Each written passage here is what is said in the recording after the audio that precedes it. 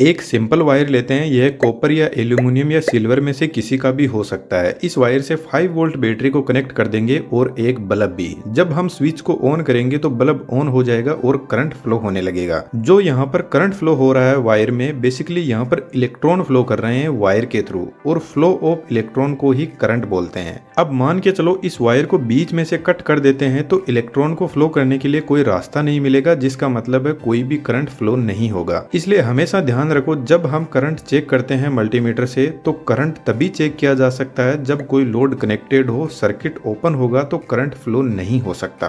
अब जो current wire से फ्लो हो रहा है सेम वही करंट मल्टीमीटर से फ्लो होगा, तभी मल्टीमीटर करंट बता पाएगा कि कितना करंट फ्लो हो रहा है। इसलिए मल्टीमीटर को भी सीरीज में कनेक्ट करते हैं वायर के साथ में, तो मल्टीमीटर इलेक्ट्रॉन के फ्लो को चेक करता है और हमें करंट की इंफॉर्मेशन देता है। और जिस डिवाइस से करंट चेक किया जाता है उसको एमीटर बोलते हैं और एम्पियर करंट की यूनिट होती है। लेकिन यह मल्टीमीटर बहुत सारे मीटर का अकेला ही काम परफॉर्म कर देता है। अब यहाँ पर जो बैटरी लगी है इस पर हमेशा वोल्टेज लिखा रहता है। वोल्टेज एक इलेक्ट्रिकल प्रेशर होता है जो करंट को फोर्स लगाता है आगे बढ़ने के लिए। यदि हम मल्टीमीटर को डायरेक्ट प्लग में लगा देते हैं तो वह हमें वोल्टेज बता देगा, जिसका मतलब है वोल्टमीटर हमेशा पैरेलल में कनेक्ट किया जाता है। जो फेज वायर होता है उसके पास में 220 वोल्ट होता है और न्यूट्रल वायर के पास में 0 वोल्ट होता है जब तक लोड कनेक्ट ना किया जाए। न्यूट्रल वायर सिर्फ फेज वायर से जो 220 वोल्ट आ रहे हैं उनको वापस रिटर्न पाथ प्रोवाइड करवाता है। तो जब तक स्विच बंद है और आप न्यूट्रल वायर को हाथ से टच भी कर लेते हो तो आपको करंट नहीं लगेगा। जब मल्टीमीटर को इन दोनों वायर को टच किया जाएगा तो मल्टीमीटर इन दोनों वायर के बीच में जो वोल्टेज डिफरेंस है उसको हमें शो करेगा।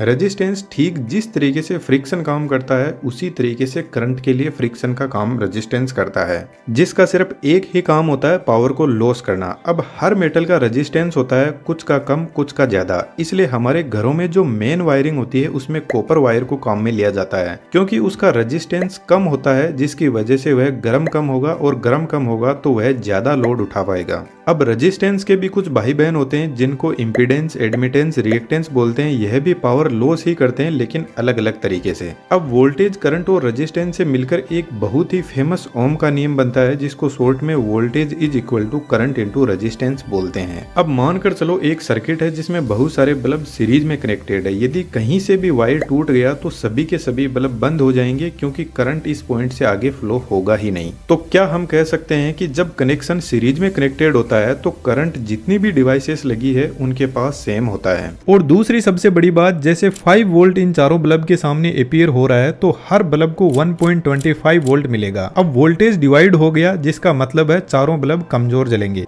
अब इन्हीं बल्ब को यदि हम पैरेलल में कनेक्ट कर देंगे तो इनमें से कहीं से भी वायर टूट भी गया तो बाकी के बल्ब पर कोई फर्क नहीं पड़ेगा, क्योंकि करंट का रास्ता आगे बढ़ने के लिए बना हुआ है। इसलिए हमारे घरों में वायरिंग पैरेलल में की जाती है। इसका सबसे बड़ा फायदा यह भी है कि सभी डिवाइसेस अच्छी तरीके से काम करते हैं, क्योंकि पैरेलल में वोल्टेज सेम रहता है और करंट डिवाइड हो जाता है। अब सबसे बड़ा कंफ्यूजन होता है पावर को लेकर। वोल्टेज करंट तो ठीक है, पावर क्या होती है? बेसिकली पावर वोल्टेज और करंट का प्रोडक्ट होता है। जैसे यह बल्ब 5 वोल्ट का है और जब इसको ऑन करते हैं तो 2 एम्पियर का करंट कंज्यूम करता है, तो इसकी पावर कंजम्पशन हो जाएगी 5 × 2 is equal to 10 watt. Watt power की यूनिट होती है, लेकिन जो डिवाइस रोटेट करती है जैसे मोटर, उनकी power rating mostly horse power में यानी एचपी में होती है। बस कहने का फर्क है, और एचपी और वाट दोनों पावर की ही यूनिट है। एक एचपी में कितने वाट होते हैं कमेंट में जरूर से लिखना। अब यह बल्ब 10 वाट पावर कंज्यूम करेगा, लेकिन कितनी देर में? तो जब यह 1 घंटा ऑन रहेगा तब जाकर 10 वाट कंज्यूम करेगा, जिसको कई बार वाट आवर भी लिख दिया जाता है।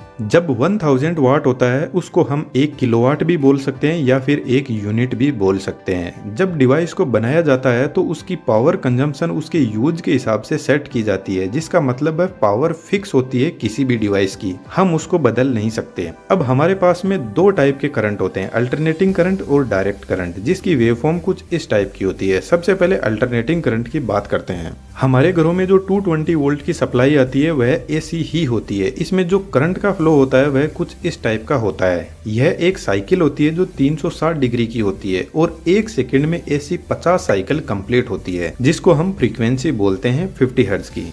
हर्ट्ज फ्रीक्वेंसी की यूनिट होती है। तो जब हमें इलेक्ट्रिक शॉक लगता है तो यह करंट हमें 1 सेकंड में 50 बार ऐसे तोड़ मरोड़ना चाहता है, पर हमारी बॉडी इतना फास्ट मूव नहीं कर पाती है, तो हमें जोरदार झटका लगता है और यह ज्यादा देर तक रह गया तो हम मर भी सकते हैं। मानकर चलो इस वायर में 220 वोल्ट की सप्लाई दी हुई है और करंट फ्लो हो रहा है। अब बात ऐसी है कि करंट हमें आंखों से दिखाई नहीं देता है, बस उसको महसूस किया जा सकता है। लेकिन इस वायर के आसपास में कुछ और भी ऐसा हो रहा है जो हमें दिखाई नहीं दे रहा है। यह 220 वोल्ट की सप्लाई इस वायर के पास में अपना एक फील्ड जनरेट करती है जिसको मैग्नेटिक फील्ड बोलते हैं। आपने बहुत बार लोगों से कहते हुए सुना होगा हाई वोल्टेज लाइन के बारे में कि इसके पास में मत जाओ वरना यह अपनी तरफ खींच लेगी। तो इसके पीछे का रीजन समझ लेते हैं। यह एक स्प्रिंग लोडेड रोड है जो कुछ इस तरीके से मूव कर रही है। इस रोड के दोनों साइड में कुछ हवा के पार्टिकल भी है जिन पर यह फोर्स लगाती है अपने मूवमेंट से। अब यह रोड तो सिर्फ इतनी ही दूरी में मूव कर रही है, लेकिन यदि इस पोजीशन पर हम बारीकी से हवा का फोर्स ऑब्जर्व करेंगे तो हमें थोड़ी बहुत हवा का फोर्स फील होगा। ठीक ऐसा ही अल्टरनेटिंग करंट के साथ में होता है। जब यह वेवफॉर्म इस तरीके से ट्रेवल करती है तो इसके पास में जो एयर पार्टिकल होते हैं उनको यह चार्ज कर देती है, और जब हम उसके पास में जाते हैं तो हमें इस वायर को टच करने की जरूरत नहीं है, दूर से ही हमें इलेक्ट्रिक शॉक लगता है। लेकिन डरने की बात नहीं है, जो हाई वोल्टेज लाइन होती है वही अपने आसपास के एरिया को चार्ज करके रखती है। हमारे घरों में जो सप्लाई आती है वह सेफ होती है। अल्टरनेटिंग करंट का एक और फायदा है, यह इस पॉइंट पर जीरो हो जाता है, तो बाय चांस हमें इलेक्ट्रिक शॉक भी लग गया तो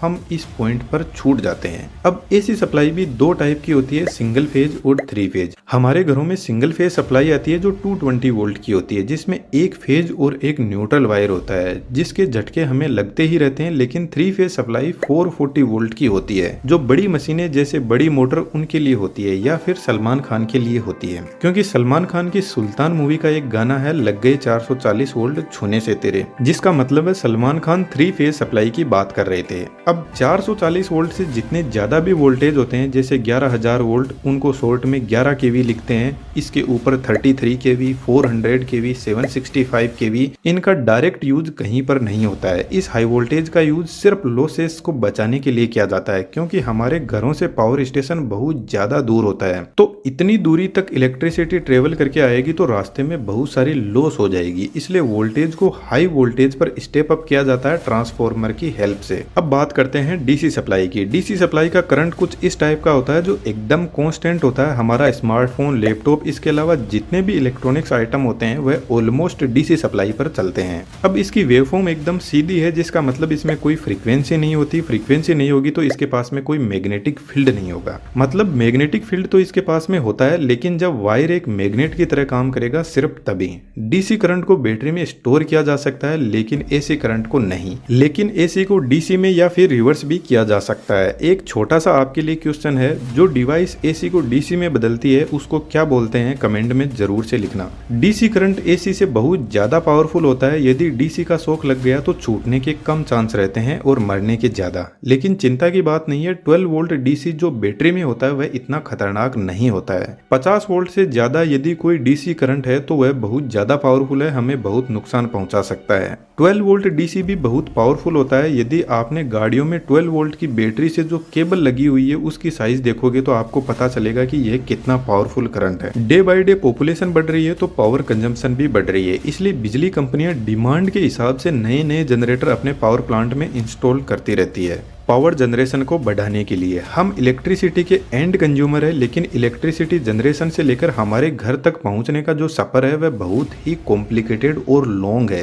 क्योंकि इलेक्ट्रिसिटी लापरवाही बिल्कुल भी बर्दाश्त नहीं करती। यदि कहीं पर भी बीच में गलती हुई तो उसकी सजा भी तुरंत मिल ही जाती है। अब दोस्तों, एक होता है एनिमेशन और एक होता है एडवांस 3D एनिमेशन, जिसमें हर एक चीज को इस लेवल पर सीखा जाता है कि उसके बाद में यदि कोई नई चीज आती है तो आप अपने खुद के दिमाग से उसको क्रिएट कर पाओगे। और हमने एडवांस 3D एनिमेशन का कोर्स बनाया है जिसमें आपको हम इस लेवल का एनिमेशन सिखाते हैं कि कोर्स कंप्लीट होने के बाद आपके पास में मल्टीपल सेक्टर होंगे अर्निंग के लिए। डिटेल्स डिस्क्रिप्शन में अवेलेबल है। अब थोड़ा और आगे बढ़ते हैं। ओम का नियम कहता है कि जब किसी कंडक्टर से करंट फ्लो करता है तो वह करंट डायरेक्ट वोल्टेज के प्रपोजन में होगा, लेकिन कंडक्टर का टेम्परेचर कांस्टेंट होना चाहिए। तो according to Ohm's law voltage is equal to current into resistance होता है, यानी वोल्टेज करंट के बराबर तो है लेकिन जो रेजिस्टेंस रेजिस्टेंस है वह कांस्टेंट होना चाहिए। फॉर एग्जांपल 10 वोल्ट है, 5 एम्पियर का करंट है और रेजिस्टेंस 2 ओम मान लेते हैं, तो यह 2 ओम फिक्स होना चाहिए और इसके बाद हम जैसे जैसे वोल्टेज बढ़ाएंगे तो करंट भी बढ़ता जाएगा। लेकिन प्रैक्टिकली क्या ऐसा पॉसिबल है? बिल्कुल भी नहीं। आप इस इमेज से पता लगा सकते हो कि एक्चुअल में रेजिस्टेंस करता क्या है, और जब रेजिस्टेंस करंट को आगे नहीं बढ़ने देगा तो करंट को गुस्सा आएगा और गुस्से में जिस तरीके से इंसान गर्म होता है वैसे ही करंट वायर के टेम्परेचर को बढ़ा देगा। लेकिन रेजिस्टेंस ढीठ किस्म का इंसान है, कितना ही टेम्परेचर बढ़ा दे लेकिन यह पीछे नहीं हटने वाला। बस हमें इससे बचने के अलग ही रास्ते निकालने पड़ते हैं। तो हम एक ऐसी मेटल यूज में लेते हैं जिससे रेजिस्टेंस कम हो और कंडक्टिविटी ज्यादा हो, जैसे कॉपर वायर। लेकिन ट्रांसमिशन लाइन बहुत ज्यादा लॉन्ग होती है, वहां पर कॉपर वायर बहुत ज्यादा कॉस्टली भी पड़ता है और इलेक्ट्रिसिटी ना रही तो लोग वायर ही काट के ले जाएंगे। आपको पता है पावर फिक्स होती है, उसको बदल नहीं सकते, लेकिन वोल्टेज और करंट पावर के ही सुपुत्र है, इन्हीं से पावर बनती है। थोड़ा आसान एग्जाम्पल से देख लेते हैं। जैसे ये जनरेटर 100 वाट पावर जनरेट कर रहा है तो 50 वोल्ट हो जाएंगे और 2 एम्पियर करंट हो जाएगा और टोटल हमें 100 वाट मिल जाएगी। अब हम चाहें तो करंट को 4 एम्पियर करके वोल्टेज को 25 कर सकते हैं, पर पावर फिक्स रहती है क्योंकि जनरेटर एक मैकेनिकल डिवाइस है। यदि इसकी कैपेसिटी हमें 100 वाट से ज्यादा बढ़ानी है तो हमें इसमें मैकेनिकल चेंजेस करने होंगे। अब धीरे धीरे थोड़ा लेवल बढ़ाते हैं, आप भी अपना फोकस बढ़ाइएगा। यह जो 100 वाट है ना, यह एक्टिव पावर है, ओरिजिनल पावर कोई और ही है। तो इस पावर के भी पिताजी है और उनका नाम है एपेरेंट पावर, या फिर एक्चुअल पावर, या फिर रियल पावर भी बोल सकते हैं। कंफ्यूज नहीं होना है, बहुत आसानी से समझेंगे। यदि आप किसी ट्रांसफॉर्मर या फिर बड़े जनरेटर के पास में जाओगे तो उसके ऊपर कभी भी पावर नहीं लिखी रहती है, उसके ऊपर रियल पावर लिखी रहती है। बड़े जनरेटर के केस में जैसे 1500 मेगा वोल्ट एम्पियर है, वोल्ट एम्पियर इस रियल पावर की यूनिट होती है।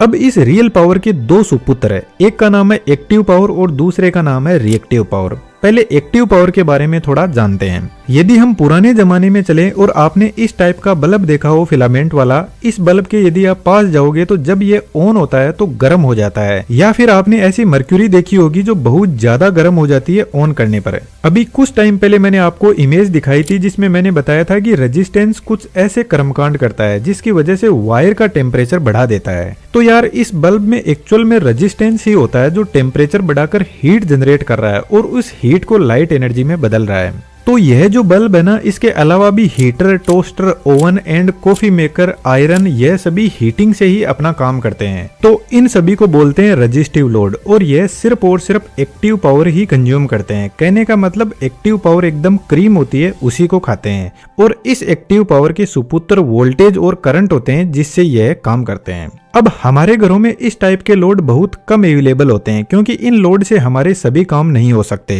तो कुछ अदर लोड भी हमारे पास में होते हैं जैसे induction motor, washing machine, air conditioner. और यह जो लोड है ना, इन सभी में मोटर लगी रहती है और मोटर में कोयल होती है। इस कोयल को हम इंडक्टर भी बोलते हैं। और यह जो कोयल होती है ना, इसमें थोड़ा बहुत रेजिस्टेंस भी होता है जिसकी वजह से जब मोटर चलती है तो गर्म भी होती है। इसमें जो रेजिस्टेंस होता है ना, उसको बोलते हैं रिएक्टेंस। अब आप बोलोगे यह क्या बला है? इस बला को तो हम बाद में देख लेंगे, बस इतना ध्यान रखो कि जो इंडक्टर वाले लोड होते हैं ना, उनको इंडक्टिव लोड बोलते हैं।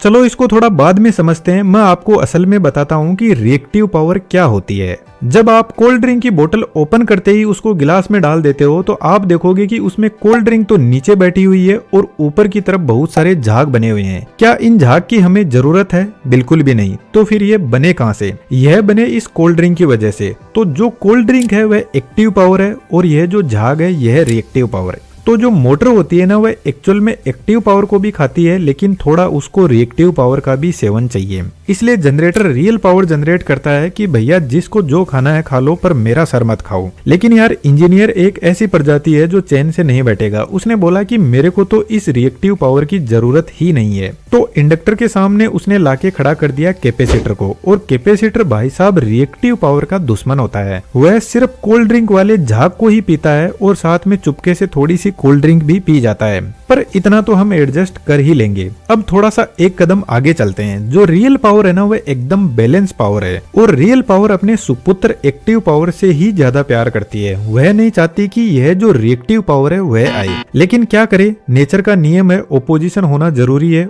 पोजीशन के बिना कुछ काम होता नहीं है सही से। तो फिर रियल पावर ने क्या किया, एक पावर फैक्टर नाम का एजेंट बनाया स्पेशली रिएक्टिव पावर को सुधारने के लिए, क्योंकि प्रॉब्लम रिएक्टिव पावर खड़ी करती है। यह कुछ पावर को वेस्ट कर देती है और एपेरेंट पावर चाहती है कि वह पावर वेस्ट ना करे। अब जब मोटर चलती है तो वह एक्टिव पावर तो कंज्यूम करेगी ही करेगी, वह तो फिक्स है, लेकिन रिएक्टिव पावर को भी कंज्यूम करेगी। और रिएक्टिव पावर पावर फैक्टर की टांग खींचती है और अपने पलड़े को भारी कर देती है, जिससे पावर फैक्टर डाउन होने लगता है। तो हम बोलते हैं कि पावर फैक्टर लेग कर रहा है, यानी लेगिंग पावर फैक्टर है। और यह वोल्टेज को कम कर देता है, और वोल्टेज कम होगा तो कोई भी इक्विपमेंट सही से काम नहीं कर पाएगा। तो पावर फैक्टर वापस बैलेंस करने के लिए कैपेसिटर को लेकर आता है, और यह जो रिएक्टिव पावर टांग खींच रही थी इसको बैलेंस करता है। अब मैं आपको रियल गेम बताता हूँ। बड़ी बड़ी जो इंडस्ट्रीज होती है या हमारे घर की ही बात कर ले तो 90% लोड इंडक्टिव ही होते हैं। तो हमारे घर वाले लोड से तो जनरेटर को कोई खास फर्क पड़ेगा नहीं, लेकिन बड़ी इंडस्ट्री में इंडक्टिव लोड पावर फैक्टर को बहुत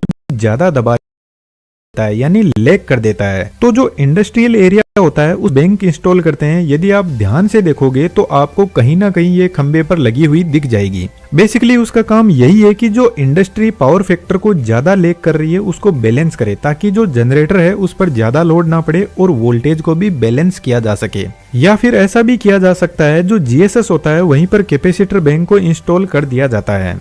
अब यह कैपेसिटर बैंक कोई बहुत अच्छी चीज नहीं है। रेगुलरली पावर फैक्टर चेक किया जाता है और जरूरत न पड़ने पर इसको हटा दिया जाता है लोड से, क्योंकि कैपेसिटर पावर फैक्टर को पहले तो लेगिंग से यूनिटी पर लेकर आता है और फिर यूनिटी से लीडिंग साइड में लेकर चला जाता है। और leading power factor over voltage generate करता है, जिससे जनरेटर हो या मोटर हो उसमें टेम्परेचर बढ़ जाता है और वह जल जाते हैं।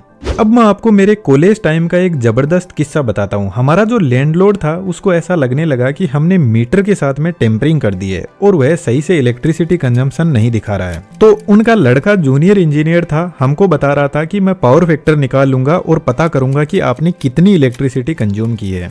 अब उनको तो हमने नहीं बोला, लेकिन मन ही मन हम सोच रहे थे कि बेटा हम दिन भर पावर फैक्टर ही निकालते हैं। तो यह मैं आपको इसलिए बता रहा हूँ क्योंकि यदि हम रिएक्टिव पावर को जीरो कर दे और पावर फैक्टर को बैलेंस कर दे तो हमारी इलेक्ट्रिसिटी का कंजम्पशन काफी कम हो जाएगा। क्योंकि हमारे घर के सामने जो मीटर लगा रहता है वह रियल पावर मेजर करता है, और यदि हमारे पास में यह जो मोटर है इसमें हम रिएक्टिव पावर को जीरो कर दे तो अब सिर्फ एक्टिव पावर बचेगी, जिससे हमारा इलेक्ट्रिसिटी का कंजम्पशन भी कम हो जाएगा। अच्छा, जो कैपेसिटर वाले लोड होते हैं उनको कैपेसिटिव लोड बोलते हैं, लेकिन एक्चुअल में कैपेसिटिव लोड ना के बराबर होते हैं। बस ये सिर्फ रिएक्टिव पावर को बैलेंस करने के लिए आते हैं। जो पावर ट्रांसमिशन लाइन होती है जो बहुत दूरी तक जाती है, उनको यदि आप ध्यान से देखोगे तो यह एक कैपेसिटर का ही काम करती है। वायर जो होता है वह पॉजिटिव का काम करेगा और जो ग्राउंड है वह नेगेटिव का। अब इस लाइन का वोल्टेज एक्सट्रीमली हाई वोल्टेज है, तो जो बीच का एरिया है वह धीरे धीरे चार्ज होने लगेगा और एक कैपेसिटर की तरह काम करने लग जाएगा,